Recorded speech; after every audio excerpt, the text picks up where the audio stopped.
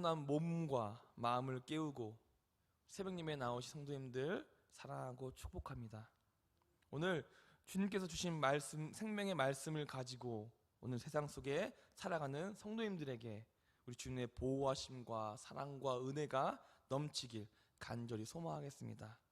오늘 말씀을 가지고 세상의 유혹과 시험을 이기고 오로지 주님만 바라보고 주님께서 주시는 그 은혜와 복으로서 승리하는 하루가 되기를 간절히 기도하겠습니다. 우리는 어제 본문 찬송시의 후반부에 대해서 말씀을 나눴습니다. 그리스도 안에 누리는 성도들의 복을 계속적으로 우리에게 말씀해주고 있습니다. 또한 성도는 그리스도의 피로 구속, 곧 죄사함을 받고 그리스도 안에 새겨진 하나님의 비밀을 아는 지혜와 총명을 얻는 자라고 말씀을 통해 배우게 되었습니다. 때가 찼고 이 비밀이 그리스도 안에서 드러남으로써 그리스도 안에서 모든 것이 통일이 되는 웅장한 비전을 품고 있다는 내용도 함께 배웠습니다.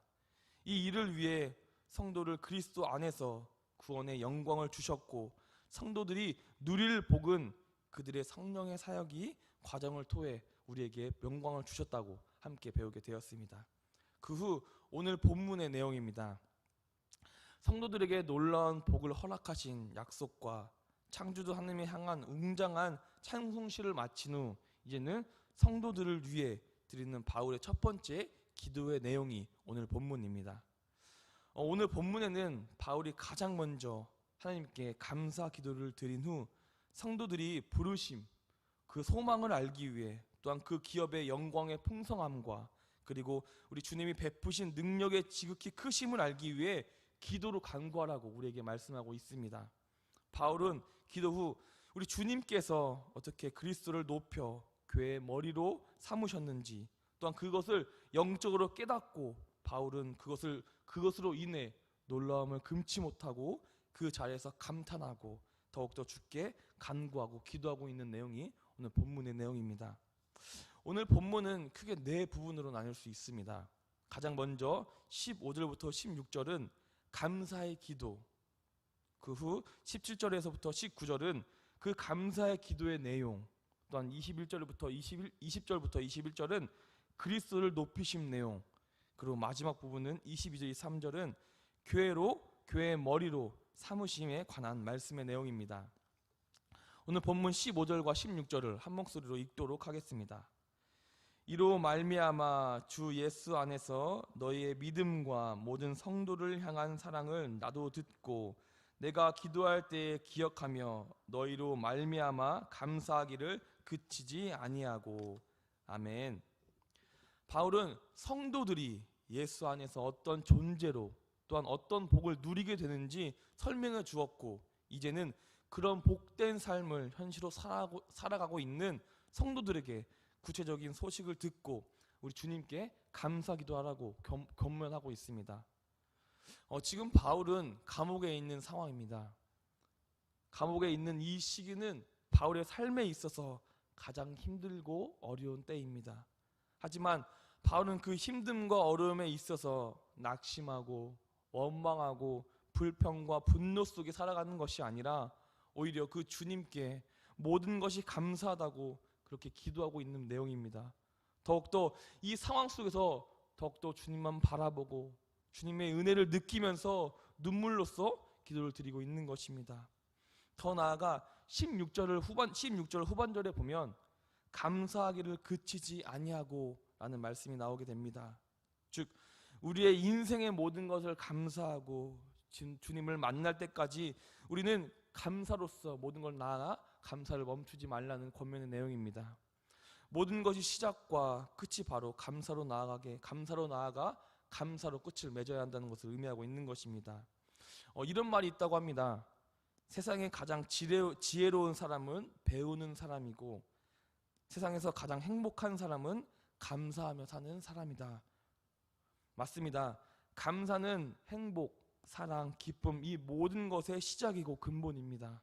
우리가 감사로 모든 것을 시작한다면 우리의 인생의 행복과 사랑과 기쁨이 넘칠 것이고 그로 인해서 감사로서 더욱 주님과 함께 동행하고 그의 발자국을 함께 따라갈 것입니다.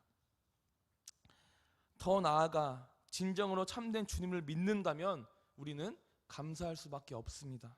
왜냐하면 전지전능하신 주님이 나의 삶 속에 또한 나의 등 뒤에 있다면 모든 것에 대해 승리하고 모든 그 슬픔과 지침하는 것이 아니라 그 모든 것을 이겨나갈 수 있는 은혜를 느낄 수 있기 때문입니다. 우리 성도님들은 전신과 진심으로 주님을 믿고 그로써 감사로 모든 것을 시작해서 그 모든 것을 은혜와 복과 사랑을 누리는 하루가 되기를 간절히 소망하겠습니다. 그 후 이제는 기도의 내용을 알려주고 있습니다. 우리 17절부터 19절을 한 절씩 교독하시고 19절은 같이 함께 읽도록 하겠습니다. 17절입니다. 우리 주 예수 그리스도의 하나님 영광의 아버지께서 지혜와 계시의 영을 너희에게 주사 하나님을 알게 하시고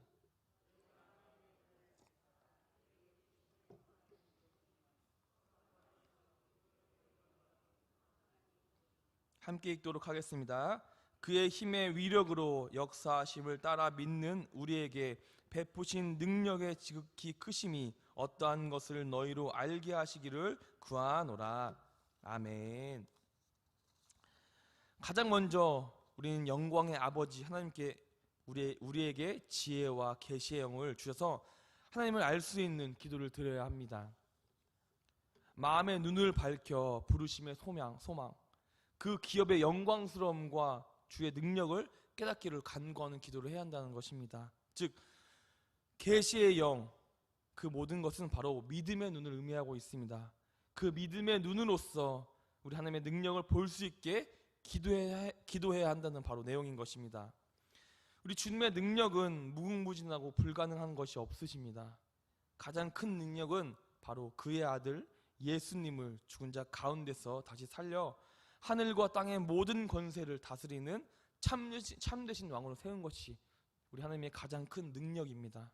더욱이는 그의 아들 예수님을 통해 죽은 자를 살리시고 눈먼 자를 보게 하시고 모든 병을 고치시고 안징뱅이를 일으킨 놀라운 기적과 표적을 행하시게 되는 것이 우리 주님의 능력입니다.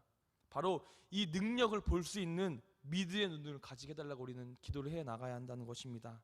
만약 이러한 눈이 없다면 우리는 주님을 의심하고 시험할 것입니다. 우리의 생각과 개념으로는 도저히 이해할 수 없기 때문에 그 모든 것을 의심하고 그 모든 것을 주님께 버릴 것입니다. 그로써 주님과 멀어지고 주님이 주시는 은혜의 통로가 끊기게 되는 것이 바로 믿음의